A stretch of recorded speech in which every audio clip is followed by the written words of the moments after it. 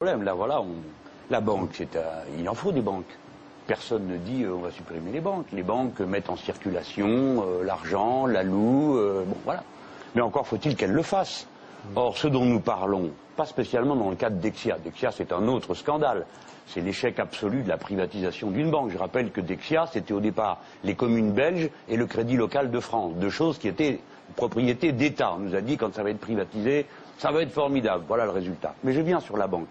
La banque, on en a besoin pour faire ce travail-là. Mais c'est pas ce qu'elles font. Vous avez les deux principales banques, donc je ne veux pas dire les noms, qui sont le plus souvent cités ces temps-ci à propos des titres de la dette grecque. Bon, ces banques, 70% de leur activité, c'est de la spéculation. 30% du prêt dans l'économie réelle. Mais c'est ça qu'on attend d'une banque, qu'elle fonctionne dans l'économie réelle. L'année où on les a tirés d'affaire en mettant des sous, le président Sarkozy, qui aurait dû d'ailleurs mieux fait d'acheter des actions parce qu'on les aurait revendues plus cher, de ces banques que de leur prêter de l'argent, on aurait gagné beaucoup plus d'argent, avait dit, eh ben, je vous préviens, hein, on vous donne les sous, mais vous devrez prêter aux entreprises, crognonieux. Qu'est-ce qui s'est passé? Cette année-là, c'est l'année où les banques ont le moins prêté aux entreprises. Aujourd'hui, on est rendu dans la situation où l'UIMM, que nous connaissons tous, qui est l'Union des industries métallurgiques, enfin bref, c'est un bastion du patronat français, eh bien, on crée un réseau de financement quasi parallèle parce qu'ils ne trouvent pas à financer pour leurs entreprises auprès des banques.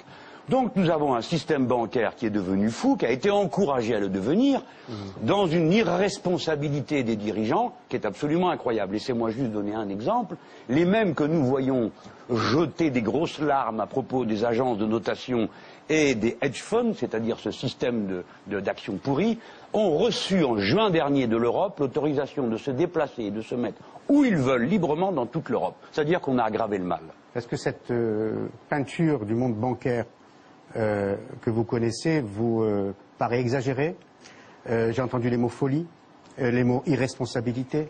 Non, je trouve que c'est très intéressant parce que, bien que je ne partage pas le point de vue de M. Mélenchon, qui tend la main chaque fois qu'il lance une imprécation sur les banques vers moi, comme si j'étais le banquier. Excusez-moi, c'est que vous êtes dans la direction de mon bras, pas plus. Mais c'était une figure rhétorique. Je crois que fondamentalement, il faut bien comprendre que les banques dont on parle sont de fait des banques qui ont une collusion avec l'État extrêmement grande depuis notamment 35 ans, une collusion qui se manifeste dans leur personnel de direction, par exemple. Sur les 6 plus grands groupes bancaires français, la Société Générale, la BNP Paribas, Banque Populaire, Caisse d'Épargne, par exemple, leur dirigeant est inspecteur général des finances. Donc le capital de ces banques n'est pas la propriété de l'État. L'État ne dirige pas ces banques, mais il y a clairement une caste de hauts fonctionnaires gardiens des finances de l'État qui sont aujourd'hui à la tête de ces établissements. Donc effectivement, on pourrait penser qu'elles sont contrôlées par l'État, et je suis absolument certain qu'elles travaillent assez largement avec l'État.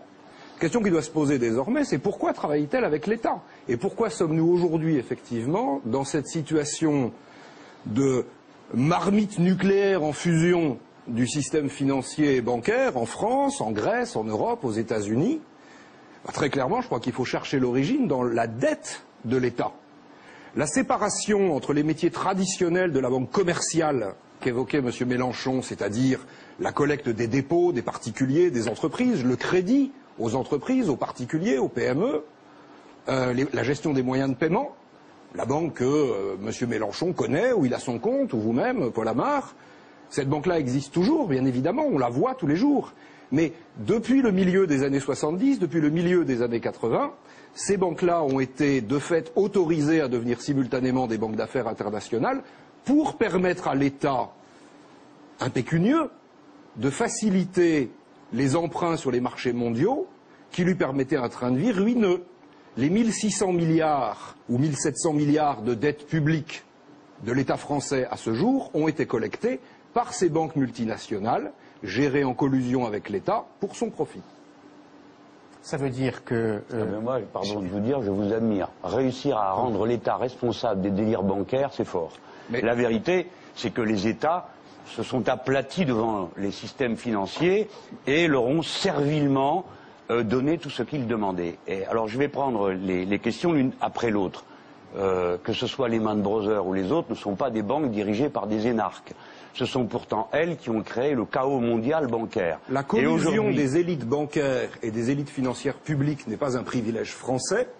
Mais si vous reprenez l'histoire du système bancaire français, vous noterez que la modernisation des marchés de titres a été voulue par votre ancien camarade Laurent Fabius, la création du Matif a été faite par Bérégovoy, la privatisation des grandes banques françaises a été faite par M. Balladur, et les nominations d'inspecteurs généraux des finances, amis des gouvernants successifs, se sont succédés. Si vous prenez la Société Générale... Attendez, laissez-moi... Une information, Jean-Luc Mélenchon a quitté le Parti Socialiste, hein, donc ce sont plus ses amis politiques. Oui, mais je ne veux éviter aucune question. Tout ce que vous venez de décrire, ce sont autant d'erreurs, de la collusion, de gens qui ont cru que la liberté du marché... la main invisible qui a alloué correctement les ressources, ils ont cru à toutes ces fadaises. Et voilà le résultat, nous l'avons sous les yeux.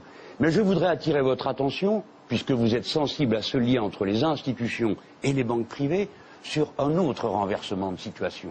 Lorsque l'ancien responsable pour toute l'Europe de Goldman Sachs, ceux-là même qui géraient l'État grec avec la droite grecque, là vous voyez, ce ne sont pas mes anciens camarades, truquaient les comptes, que cet homme-là, M. Mario Draghi, se retrouve maintenant directeur de la Banque Centrale Européenne, c'est lui qui va remplacer M. Trichet. Tout ce que ça nous montre, c'est qu'il ne faut pas laisser le plein pouvoir à qui que ce soit d'autre qu'au peuple.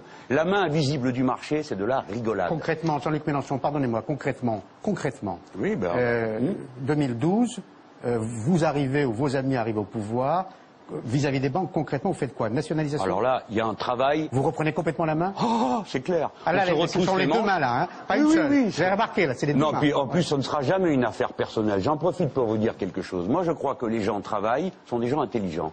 Ils travaillent dans le cadre qu'on leur donne. Si on leur dit, voilà, c'est comme ça la règle du jeu, plus vous en prenez, mieux on se porte, plus ils le font. Mais si à l'inverse vous leur dites ce que je ferai dans le cas où ce serait le front de gauche qui gouvernerait, on prendrait un certain nombre de mesures, de salubrité publique. D'abord, on créerait un pôle financier public qui aurait pour vocation ses financements productifs avant toute chose. Deuxièmement, nous séparerions la banque d'affaires de la banque de dépôt. Plus question que les dépôts servent à être usinés pour des trafics de toutes sortes. Troisièmement, on interdirait les opérations les plus scandaleuses, telles que la multiplication des produits dérivés qui sont remplis de produits toxiques. On encourage au point que même maintenant, on va les taxer moins que les autres dans la taxe Tobin que propose de faire M. Barroso. C'est très technique, mais que voulez-vous? Vous m'avez posé une question en disant concrètement, donc je vous réponds concrètement. Je suis un très mauvais banquier pour répondre à M. Mélenchon et riposter, je suis d'accord. Il faut séparer la banque de dépôt de la banque commerciale. Vous n'êtes pas un mauvais banquier, vous pouvez être un très bon banquier. Il faut séparer la collusion d'élites qui fait qu'aujourd'hui, on peut avoir les gardiens de l'argent public qui deviennent les gardiens, les mains dans la confiture et surtout l'inverse. Alors ensuite, on peut avoir d'excellentes banques de dépôt et d'excellentes banques commerciales publiques, mutualistes ou privées. Là n'est pas le sujet. De manière extrêmement claire, si un patron de banque est propriétaire d'une partie significative de son capital, au lieu d'être gorgé de stock options, pile je gagne, face tu perds, les banques seront bien mieux gérées. Mais on est d'accord. Il faut interdire... Non, mais c'est pour ça que je vous ai dit tout à l'heure. Moi, je suis certain de mon affaire. Pourquoi? Parce que tous ces gens, même s'ils ne sont pas de mon bord politique... Oui, même s'ils ne sont pas de mon bord politique, qu'est-ce qu'ils veulent faire? Ils veulent bien faire. Simplement, nous, ce que nous avons à faire, c'est mettre des règles. Si vous dites à cet homme, empiffrez-vous, c'est ça la règle, que voulez-vous? Il le fera. Mais si vous lui dites, monsieur, nous avons besoin que vous nous organisiez sérieusement le circuit de l'argent, il le fera aussi.